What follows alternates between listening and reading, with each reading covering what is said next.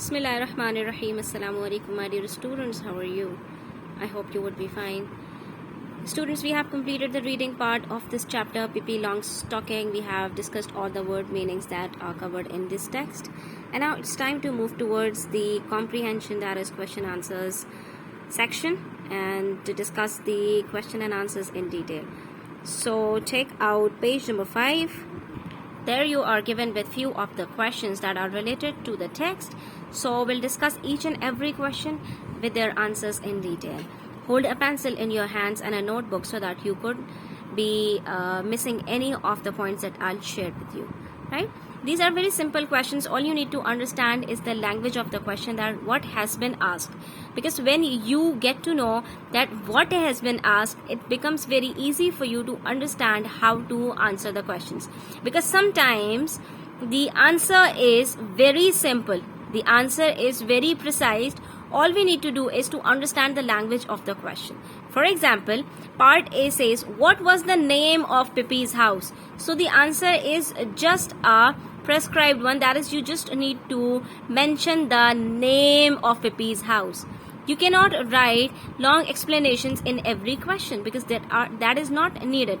So you need to write the concise answer to some of the questions, because when names are asked, or when places are asked, or when some nouns are asked, or when some particular thing is asked, so you have to just answer the question in the very particular manner. So the answer will start from the question itself. What was the name of Pippi's house? You'll just cut this what while answering, and you'll start your answer from here. The name of Pippi's house was, because this is the subject. The name of Pippi's house has been asked, so you'll write the answer. The name of Pippi's house was. Now if you read out very first line of this paragraph number 1, you'll find the answer there. When Pippi entered Villa Villacchiola. Pippi entered, of course, this is the name of her house. So you'll write the answer as the name of Pippi's house was Villa Villacchiola. Okay, students, it's very simple. The name of Pippi's house was Villa Villacchiola. Now come to question number 2, part B, that is, what were Tommy and Annika thinking while standing by their gate? So now you have to write an explanatory answer here. You need to write each and every explanation related to it, that what were Tommy and Annika thinking. There were different ideas that were coming in their mind, so they were thinking different things, and you have to mention all of their ideas that were coming into their mind, or that were running into their mind. So what were Tommy and Annika thinking while standing by their gate? So you'll write the answer, while Tommy and Annika were standing by their gate. While, you'll write this while here, while Tommy and Annika were, because Tommy and Annika is the subject, so you'll write it in the first, and then you will write this helping verb. So while Tommy and Annika were standing by their gate, comma, they were thinking that, and then you will write the description in this, that what were they actually thinking. We'll get the answer from the passage. On page number 2, paragraph number 2, you will see here, they were standing there. Where? At their gate. There means at their gate, because here they have already mentioned that it stood by the gate. They were standing there considering. Considering means thinking what they should do, and wondering whether anything exciting was likely to happen, or whether it was going to be one of those dull days when they couldn't think of anything to play. So you see, these are all of the things that they were thinking at that very moment, right? So we will write this in our own words like this. Part B, while Tommy and Annika were standing by their gate, they were thinking about what should they do, whether anything exciting was likely to happen, or whether it was going to be one of those dull days when they couldn't think of anything to play. So this is the complete answer to part B. Come to part number C. What was unusual about how Pippi went on her morning walk? What was unusual, right? So you have to focus on what has been asked. What was unusual about how Pippi went on her morning walk? So answer will be very much precise. Okay? What was unusual? You just have to mention the things that were unusual about how Pippi went on her morning walk. Come to page number 2. There you will see that they started the conversation like this. She was Miss Pippi Longstocking out for her morning walk.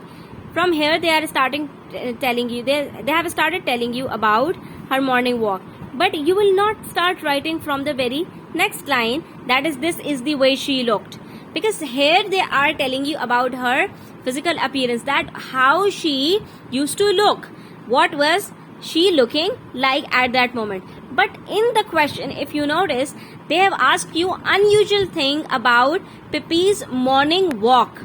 So you need to focus on the words that have been asked in the question. They are asking you something unusual that you noticed while she was walking. And here they are telling you how she looked. So this couldn't be the answer to the question when they are asking you the unusual thing about her morning walk. So you will not write here about her physical appearance. You will not start writing your answer from here after seeing morning walk. Okay? You have to understand that they are asking you something unusual about her morning walk. Her physical appearance is not related to her morning walk. Okay? Physical appearance is not directly related to her morning walk, or it's not something unusual. You have to tell something unusual. So we'll move on. Come to page number 3. Here you can see that in this complete paragraph they are telling you about Pippi's appearance. Okay? How she looked alike. But when you come to next paragraph, but the thing that made Tommy and Annika open their eyes widest of all was the monkey sitting on this strange girl's shoulder. Here again, they are not telling you anything about her morning walk. That the unusual thing that was about her morning walk. So we'll move to the next paragraph. Pippi walked along the street. Now they are telling something about how she was walking. So Pippi walked along the street with one foot on the sidewalk and the other in the gutter. So if you notice, this is something that is unusual about her morning walk. She used to put her one foot on the sidewalk and the other in the gutter. So you'll write the unusual thing about Pippi's morning walk was that she walked with one foot in the gutter and the other on the sidewalk. Okay? And what else? We noticed about her something that is unusual about her morning walk was that was big. In a little while she came back and now she was walking backwards. That is, she is not going forward, but now she is coming backward, and not in this position, but in this position. She is coming in reverse position, right? So this is also something that is unusual about her morning walk. So on the way back, she walked backwards. So you'll write the answer. The unusual thing about Pippi's morning walk was that she walked with one foot in the gutter and the other on the sidewalk. On the way back, she walked backwards. So this is the complete answer to part number C. That's something that we noticed about her that was unusual about her morning walk was that she used to walk with one foot in the gutter and the other on the sidewalk, and on the way back she walked backwards. Okay, the next question is very easy. Which 3 countries, you just need to focus on this word 3 countries, did Pippi say she has been to? You just need to find out names of 3 countries that Pippi mentioned she went in the past. So the 3 countries that Pippi has been to, that is she went to, are Congo, Egypt and South America. Here you can see that she is telling about Egypt. Now then she is telling about Asia. That is she has never been to farthest Asia. So you will not write here farthest Asia, because just later on you'll come to know that she was lying about farthest Asia. She has never been to farthest Asia. But if you will move above, and you'll notice that there they have written her father had brought these shoes for her in South America so that Pippi would have something to grow into, right? So she has been to South America, Egypt And the last, third one is Congo. Congo, and let me tell you that in the Congo there is not a single person who tells the truth. And remember that it is only because I stayed in the Congo a little too long. She stayed in Congo, that is, she lived in Congo. So the three places that she has been to are Congo, Egypt, and South America. So you'll write these three countries in the answer to part D. Next question, part E, is where were Pippi's parents? You need to mention their places where they are. So as we all know that Pippi's mother had passed away and her father was living in Cannibal Islands. As you can see on page number 4. And how can you expect a little child like me to always tell the truth when my mother is an angel? Angel means she is no more. She is not among us anymore. And my father is king of a cannibal island. So her father was living on a cannibal island. So you'll write the answer as Pippi's mother was dead and her father was on a cannibal island. This is the complete answer to part number E. Part number F says, what did Annika say to Pippi about lying? Now we have to write the words. We have to quote the words of Annika about lying when she said something to Pippi about lying. You'll find the answer on the very first line on page number 4. It's wicked to lie, said Annika, who had at last gathered up enough courage to speak. So these are the words of Annika about lying, that it's wicked to lie. It's very bad to lie about something. We should be speaking truth. So you'll write here simply, Annika told Pippi that it is wicked to lie. Okay? The next question is, what did Tommy realize while he was speaking to Pippi? What did Tommy realize? So we need to write about Tommy's realization when he was speaking to Pippi. Here in the last words, you'll find the answer. Oh sure, said Tommy, and realized suddenly that this was not going to be one of those dull days.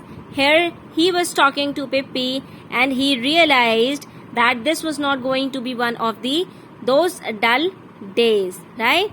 And by the way, it must be something interesting in his life from now on. So you'll write the answer as, while he was speaking to Pippi, who was Tommy. While he was speaking to Pippi, Tommy realized that he was not going to have one of those dull days.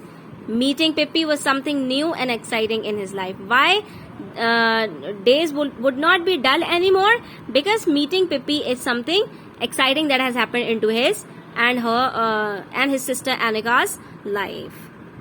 Again, the next question is very easy. What was the name of Pippi's pet monkey? It is mentioned in the question. So you just need to write the answer very precise, that name of Pippi's pet monkey is Mr. Nelson. Because here Pippi is saying, but first I must introduce you to Mr. Nelson, and who he is. He is the little monkey that was lying on her shoulders. So you'll write here Mr. Nelson. And the last question among them is part I. How do we know that the pet monkey was polite? How do we know? So you'll write the answer in the same way, that we know that the pet monkey was polite because he takes off his cap and bowed politely. So this is the manner he behaved in that makes us come to know that he was polite and he was of very well manner. So you'll write the answer to last part. We know that because he takes off his hat and bows politely. This is the answer to the last question. That is part I of Pippi's Longstocking chapter. I hope, students, it's very much clear to you. Still, if you have any sort of questions, any sort of queries, any sort of problem, you can ask me in the comment section. Thanks for watching the video.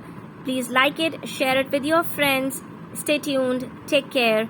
Allah Hafiz. And yes, subscribe to the channel if you are new to the channel. Thank you.